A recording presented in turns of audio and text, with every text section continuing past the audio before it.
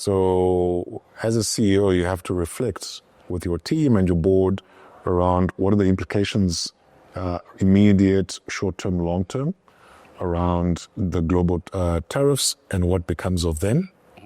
How should you think about your supply chain? How should you think about how do you allocate capital and so forth?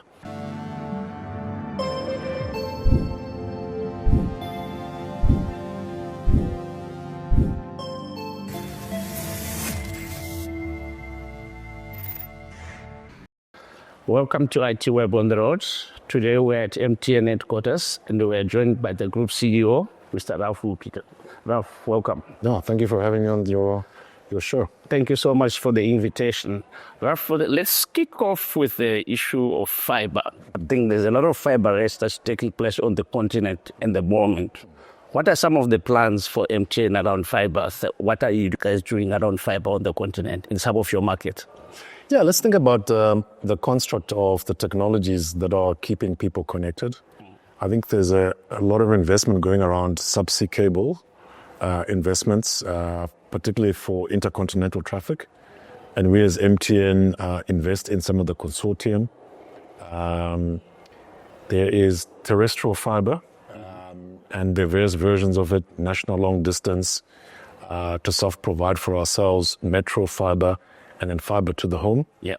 And obviously the other area of connectivity is just the wireless infrastructure and the non-terrestrial networks coming through. Yeah. So in terms of fiber specifically, we've set out a clear ambition to build sufficient fiber infrastructure to serve our customers and create the opportunity for selling to third parties in an open access model. And we've set ourselves a target of 135,000 kilometers before the end of this year. As of the end of last year, we're probably 122,000, so we're about 13,000 kilometers to go. Yeah. So you have to think about it, 1,000 kilometers per month will get us to our target. And our interest is to ensure that we have sufficient capacity for the significant data traffic that we're seeing coming into our networks to serve our customers, but also to be able to provide capacity for other parties in this open access model. And we think fiber is going to be critical as a technology to keeping people always on, and importantly also fiber to the home. So we're looking at fiber through multiple lenses, and fiber to the home, FTTH, is a very different form of business model that, again, we're looking at, how do we build that across key markets, Nigeria, Ghana, being areas where we see significant growth and the requirement for that level of investment. Okay, thank you. Another trend that we are seeing on the continent is around LEO satellites, which you spoke about. What is the impact of those satellites on operators like yourselves, and how are you navigating around that? Yeah, LEO satellites are going to be part of the infrastructure that's needed to keep people and businesses always on. Yeah. Going forward. So we as MTN are embracing it. It's not something that we fight. We really embrace it. And there are two basic business models around LEO. The one is fixed connectivity, either as backhaul, particularly in rural areas. There's an enterprise opportunity and there's a home broadband opportunity that we see, from LEO satellites. And then the other business model is direct to device, direct to consumer. And I think when you think of LEO constellations, Starlink plays both in the direct to device and also fixed connectivity, where they partner MNOs such as MTN. So I think it's an evolving space as we sit here today. Starlink probably has the most significant number of satellites that are out there in low Earth orbit. Order of magnitude about 6,400 odd are up there, providing connectivity globally. OneWeb, I think, are about 640, so a tenth the size of Starlink, and then there's a long tail of other new entrants coming. So the other thing is, it's an evolving technology. Yeah. It's not at scale. The Chinese are already beginning to build their own low Earth orbit satellites. We as MTN see a world in which we as MTN have multiple partnerships with LEO, constellation satellite providers. Yeah. So different partners in different markets, mostly for fixed connectivity, where we are leveraging their technology, particularly in geographically remote areas, in areas where there is large forest or water bodies and very few inhabitants. LEO plays an important role. So we are seeing this as a complementary to fixed and wireless communication. One of the brokers wrote a note quite recently, but they were more focused on the US in this, and they said by 2035, 8% of Americans will be relying on low Earth orbit satellites. So it's going to have an impact, and it's going to drive more connectivity.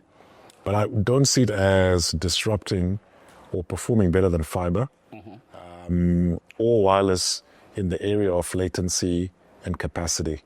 But it'll be an important part of the overall structure of the technologies that keep people always connected. Okay. And besides satellite, as MTN, what else are you seeing globally that you can benefit from? I think the other big technology trend that's in train is generative AI. Yeah. I mean, AI has been around for a long period of time. We've used kind of predictive analytics, machine learning, those kind of capabilities over time. But I think generative AI and general artificial intelligence, which will be the next frontier of intelligence, it's a very nascent but exciting new development in technology. So we're studying the developments that are happening. We notice what's happening with the models, the foundational models that are being used predominantly in the US. And you look at Gemini 2.5 is out now with enhanced capabilities, cloud from Anthropic, and obviously there are more and more of these coming up, which people are beginning to use. And I've seen also with my own approach to search, I'm searching through these models more than I'm searching through Google. Yeah. And I think that's a trend that we'll see going forward. So right now, the issue is really about the cost to build these foundation models, ingest local language and content through these models. And right now there's a bias towards English, French, Spanish, the kind of global north languages. The commercial business case probably is more obvious there right now where the technology is.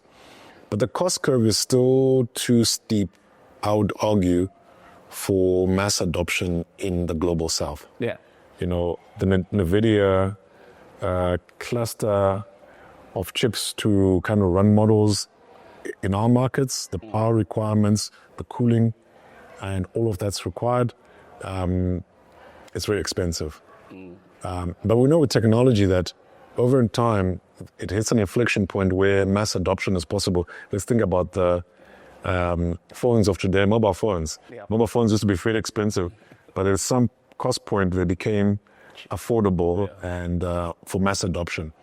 So we think that in the medium term, we're going to see models that are more, that are cheaper. I think we've seen what's happening in China, with the DeepSeek moment. We'll see more DeepSeeks along the way. And ultimately, that cost model for mass adoption in Africa will come. And why that is important for Africa is the following. Number one, we have many Africans who are not literate in the languages of English, French, Spanish, so to speak. Yeah. They are familiar and confident in their own mother tongues. And if we can ingest into these large language or small language models local content, it creates the capacity for us to be able to serve our customers in the language of their choice and interact with us the language of our choice. And actually, it creates other further opportunities for customer servicing We think there's a monetization opportunity that will come through that, and have kind of AI built in as part of all our products. So that all is coming. I mean, AI is such a foundational technology, generative AI. It will have, use cases everywhere. I think some of the big use cases already in the area of pharmaceuticals, biotechnology. I think banking is an area with the use cases. But even in our own industry, using AI for network efficiency and network operations, I think is a big area that over the medium term should provide us with efficiencies. And at the infants level, we should be able to monetize both to businesses as well as.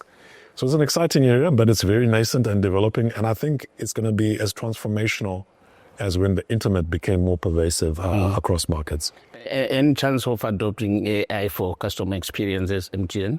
Yeah, we already have chatbots. So the very basic chatbots, we've launched across our markets. So you can interface, with our chatbots and be well served. I think the world's moving to a much more agent-driven AI models. The agentic AI models starting to adopt. So we have a couple of use cases that we already built. We have a consistent, coherent AI strategy that we've built across the group, where we've taken great care to also think through the ethical issues around AI and its use to prevent biases and so forth, the issues that are still with us in this generative AI phase, hallucinations and so forth. Yeah. So we're taking great care to create that architecture and the principles, but then allow the markets to build and have local deployments of that as is relevant. But it's very early stages now, but I think, in years to come, we'll look back and say, this is the moment similar to the dawn of the internet, when AI becomes pervasive as a foundational technology. Let's move on to some of the key markets that you spoke about earlier. I know you mentioned Uganda, Nigeria earlier on, but there's one market that I'm interested in. What is the story around Sudan? Yeah, look, Sudan, you saw it in our numbers for FY 2024. We had some impairments. The operating conditions are very challenging. There's a civil war going on, the rapid forces in the Sudanese army, and so forth. So we're now in April. It's almost 2 years now since that civil war broke out in Sudan, and at tremendous cost to human life, and probably the most significant humanitarian challenge and tragedy we've experienced in recent times, to be clear. Yeah. Our teams are now operating largely out of Cairo to manage that operations. And we've had our other staff displaced, our customers displaced from their homes. Now, what we saw towards the back end of last year is that particularly from Port Sudan towards Khartoum, war conditions started to ease relatively. It's a relative statement that. And as recent as the last couple of weeks, the Sudanese army has taken over Khartoum again. So we've been able to actually get more and more of our sites back on air and enabling our customers to connect to our network and communicate with loved ones, businesses to run their own operations. So it remains a challenging market for us. We believe that part of the reason we operate in markets is to enable people to be connected, even at difficult times. So we've sustained our investment in the market on the anticipation that war would ease or stop, and the AU would come and be supportive of a peaceful resolution. And obviously, we have very little say in that, but we're hopeful that there's a desirousness of peace in that region. So it's very challenging. The operation is funding its own growth at the moment, although it's limited, and we have our teams in the diaspora running it, and we continue to watch the space, and hopefully the war comes to an end soon, There has to be some peaceful resolution. It's a big part of Africa. And it's a market with, potentially great growth in a peace context. Okay. Talking about challenges, I mean, it must not be easy running a big organization as MTN. What are some of the things that keeps you awake? What are your big concerns? Being in an organization like MTN Group. I think we're living in some of the most interesting times, the last 5 years since COVID. I think every year since COVID, we thought, oh, well, next year just gets easier. But actually new things, COVID, then you have the war in Ukraine and Russia and the second order effects of that, and then the challenges in the Middle East that we've seen, and we're dealing with global trade tariffs. So what I can say as one individual was quite instrumental in me joining MTN says, at MTN, we can't guarantee you happiness, but you won't be bored. So I always reflect on that. But on a more serious note, I mean, what keeps one awake at night? I think, the global tariffs and the implications. We've had a kind of a normative global system, which was really about internationalism. It was really about, countries working together and so forth, underpinned by instruments such as the WTO. I mean, obviously that is not where we are today. Yeah. So as a CEO, you have to reflect with your team and your board around what are the implications, immediate, short-term, long-term, around the global tariffs and what becomes of them. How should you think about your supply chain? How should you think about how do you allocate capital and so forth? How do you think about talent? How do you think about technology choices? So these are the things that, we kind of apply our minds to as we think about that. The second is linked to the global tariffs also is a bit of thought process on what happens to currencies and inflation. Yep. Currencies and inflation have a big part in our cost to operate. Also, our own customers' pockets are impacted by that. And, where do we see, I think the pullback of aid, Yep.